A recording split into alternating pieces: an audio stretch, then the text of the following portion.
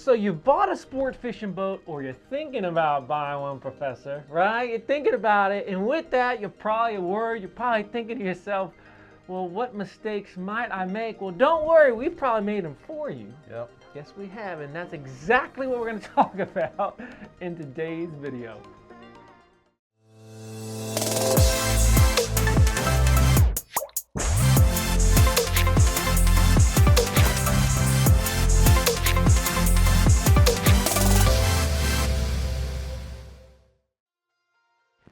All right, Professor, mistake number one, let's rotate back and forth here. You number one biggest mistake, or one of the mistakes that we made this year, sir, was?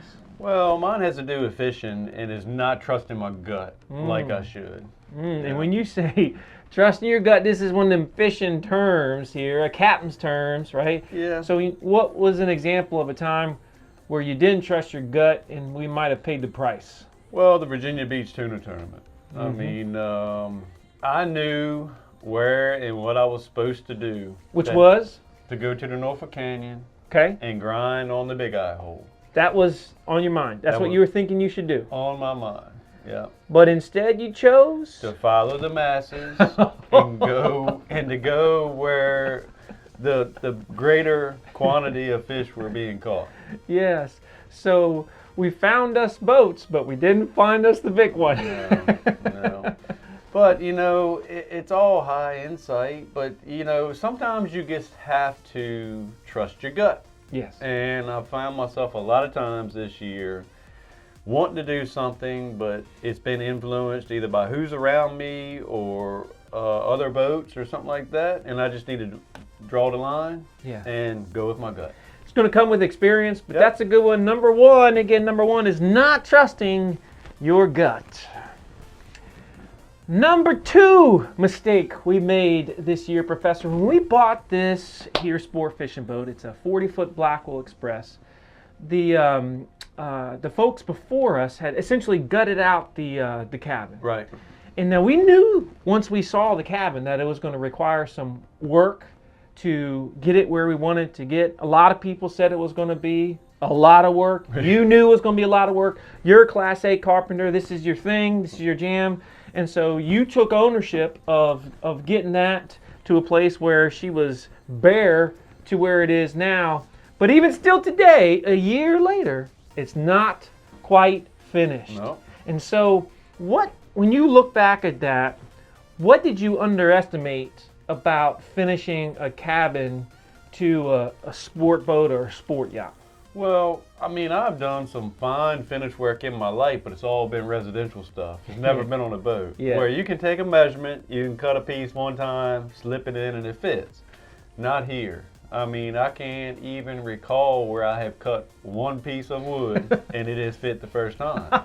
You know what I mean? And I'm great at reading a tape measure, and I've got a sharp eye. I've been doing this for like 25 years or so. You know what I mean? And it's just, it's different. It takes a long time. You're limited on your space. You're on and off the boat a lot. You know what I mean? It's just tough. So you have up to this point, we're going to have a full video on where we started to the point where Professor here finishes it off. And you're probably going to finish it off over the next, I mean, for the most part, over the next, by the end of this year, by the end of 2022. With that being said, do you have a sense for how many hours that you put into it? Because I think I have a sense, because we've talked about it before. I don't even know if you've forgotten how many hours. I have no clue. So the last time we talked, and this was before the summer, you had spent over 125 hours of manual labor inside the cabin to get it where it is currently. And you know, you still probably got another 40, 50 in there, and so that's just easy. That's the game. Everybody said it was going to take more time than we thought. And of course, it certainly did a lot more time, but that's okay. I had some experienced yacht carpenters come by, you know what I mean? And I was like, well, I'm going to get this cabin wrapped up this winter. And they just looked at me and laughed and said, you ain't going to have this wrapped up by next winter. And I said, okay. But they were exactly right. They were right, but the great thing is, the boat is still 100% fishable, and the bathroom is great, and so we're getting there, folks. We are getting there, and Professor is bringing us there with his craftsmanship, and hopefully you're going to see that cabin one of these days when you're joining us here on Speechless. All right, so let's move on to number Number three mistake we made our first year owning a sport fishing boat. We're going to bring it back to you this time, Professor. Not putting more effort into the Pirates Cove Billfish tournament. Okay, so we started. You're vexed by these tournaments, Professor. It got me nuts. We started with Virginia Beach, right? Virginia Beach. We made the mistake of, like you said, didn't trust the gut, and we paid the price. We got pretty much skunked that day. It just wasn't a very good day for us, just generally speaking, and we just didn't have the mojo that day. And now, our other tournament that we did this year was Pirates Cove Billfish Tournament. We had a ton of success catching billfish throughout the season. By accident. Right. But then when it came to the tournament and all the pros showed up, we went from pro to no really, really fast, or at least from average Joe. So when you say we should have spent more time on the prep work for that, what do you mean by that?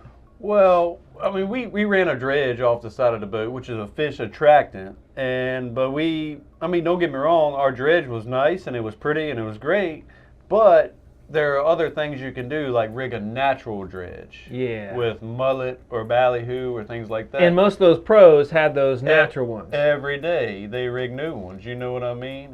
But they have the experience. They have a team that does it. They spend hours the night before rigging those, you know what I mean? And I just wish that's my regret, is I wish I would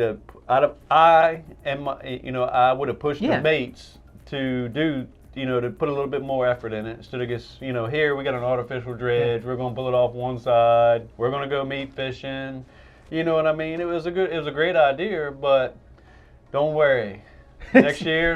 We're coming. And we're going to be you all have been asking us in your comments, are you going to be doing such and such tournament? And we're going to be doing more tournaments next year.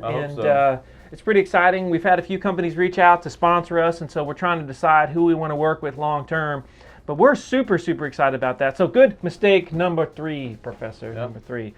Mistake number 4 of owning our sport fishing boat this first year. And that was, they say you're going to have repairs. They say you're going to have maintenance. You can inspect the boat. You can do all those things, but still there's going to be surprises. Always with a boat. Always. Now, I've mentioned this in another video before, Professor, that whenever you see these boat advertisements that are for sale, they always talk about, when it comes to a sport fishing boat, it's been maintained with an open checkbook. Yep. And that's just, you can't understand that until you've owned one. That's exactly because right. It's like ding, ding, ding. It's like, but all the things we did, I feel good about what we did. Oh, yeah. And some of the stuff, for example, our biggest expense that was a surprise were the after coolers. Yeah. And that ended up being close to $30,000 that we put into them after all the labor and whatever. It might have been a little bit less, but the point is, we didn't have to do that, yet we chose to. We chose to. Preventative maintenance. Preventative maintenance. Yeah. The best cure for problems is prevention. That's right. And so we did, though, end up spending probably, to be realistic, I'd say we probably spent about $75,000 more than we thought we were going to spend this first year in terms of just upgrades and maintenance components to the boat. That's right. Yeah. All right. Good stuff. So think about that, y'all. Think about that. And number five, mistake of our first year, sport fishing. Professor, what say you, number 5? Not fishing. And I mean, there were days where it was pretty and I was down there and it was a Friday or a Saturday and we didn't have a trip and it was just killing me, not fishing. That just eats you alive. Yes. It does. And, that's one of those, I think we didn't expect to just get a bunch of trips suddenly, but what we found is a lot of people, early on when we started the speechless sport fishing, the charter side of the business, tons of people said, "Man, I'm going to go with you guys." Yeah.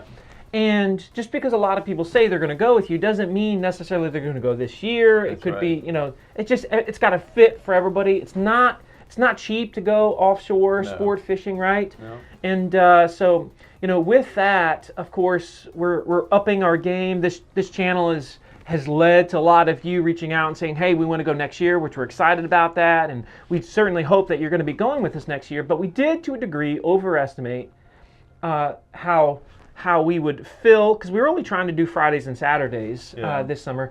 But we probably filled about 50% of the ones that we wanted to fill. And the other 50% of the time, you were sitting there pacing the docks at Pirates Cove Marina. Yeah, and it's tough when you only do it for 2 days. You're only available for 2 days. Yes. Especially for those rentals, the way they work. Most of them are Right. Saturday to Saturday. Right. And people cannot fish on Saturday when they're supposed to be packing and getting out of their houses or their condos or whatever. And a lot of people don't want to do it on that Friday before, just because it's their last day at the beach. So, but this year, it's every day. It's on. It's on. 2023. It it's is on. So, Speechless is going to be in full effect, and we certainly can't wait to see you there. And many of you have said how you appreciate our just honesty and transparency on this channel. Yep. We're imperfect, but we're just like you. We're just like the rest, trying our best.